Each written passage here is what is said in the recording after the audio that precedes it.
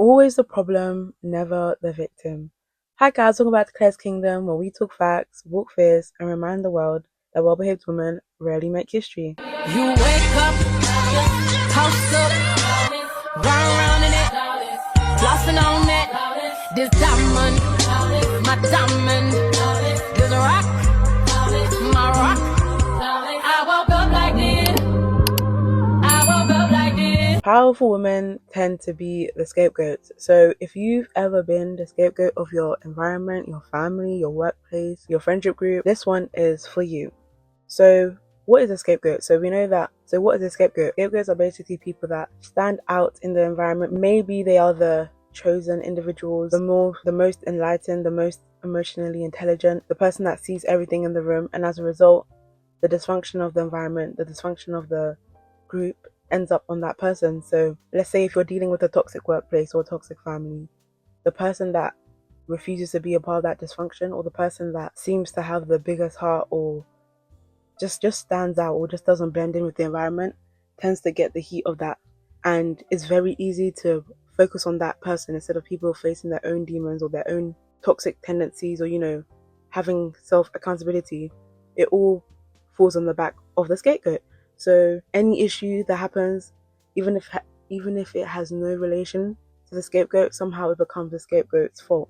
So long story short, when all goes to hell, when everything crumbles, it was the scapegoat. So basically, when all else fails, it's blame and deflect. And a lot of the time, powerful women in general, especially powerful women, are the grunt of that work. And sometimes you may not feel like you're a powerful woman or you have any leverage or power when you're in these situations, because being a scapegoat can lead you to think that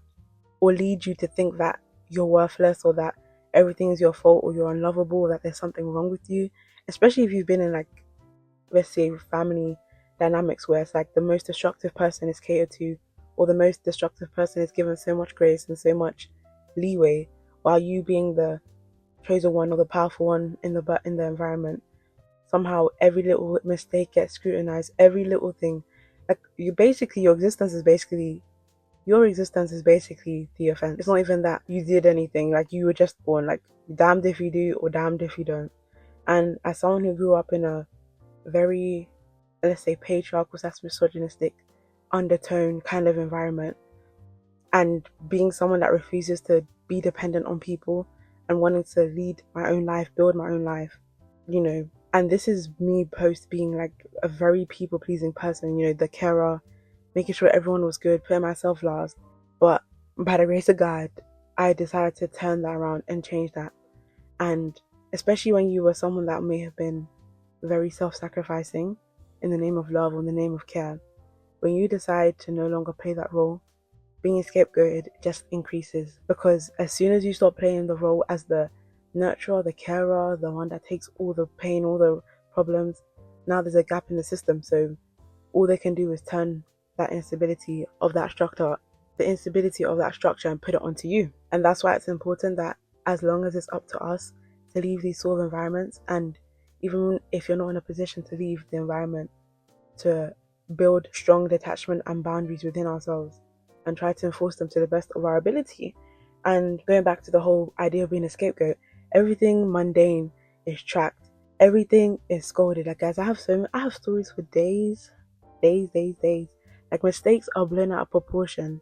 Like, I'm talking about people can leave a whole mess, for instance, but then you leave one speck of dust and all of a sudden you're a villain. Like, you think you're the devil. Like, that's how bad it is. Every little thing you do is scolded. And one thing that I found about being, especially a woman who provides for themselves, let's say like you were in a position where you were dependent on someone financially, emotionally, or just for resources, and then because of that they make you feel like, because of that they may have tried to look down on you, take advantage of you, and then you decide to, let me provide for myself, let me do things for myself.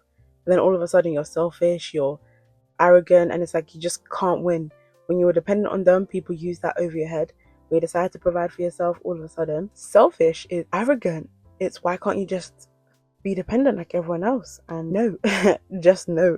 And I have instances, for example, in my environment, I would have, for example, if I ordered things, let's say I ordered some parcels from Amazon or something, right?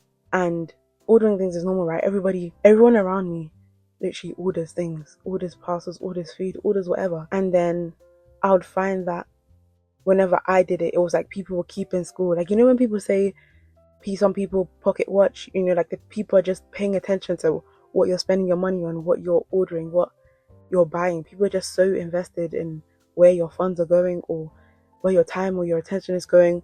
But everyone and anyone else can do it. No one cares if someone else is moving jobs, getting more money, ordering new things. No one cares. But as soon as it's you, the powerful person, the powerful woman, all of a sudden it's tracking. It's all of a sudden asking you questions, asking you how you're able to afford this, or maybe refusing to help you because they think you got it all sorted.